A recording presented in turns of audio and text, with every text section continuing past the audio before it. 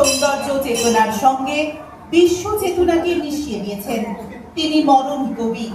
উপনিষদের ঋষি সুলভ প্রত্যয় তার কবিতায় উচ্চারিত হয়েছে।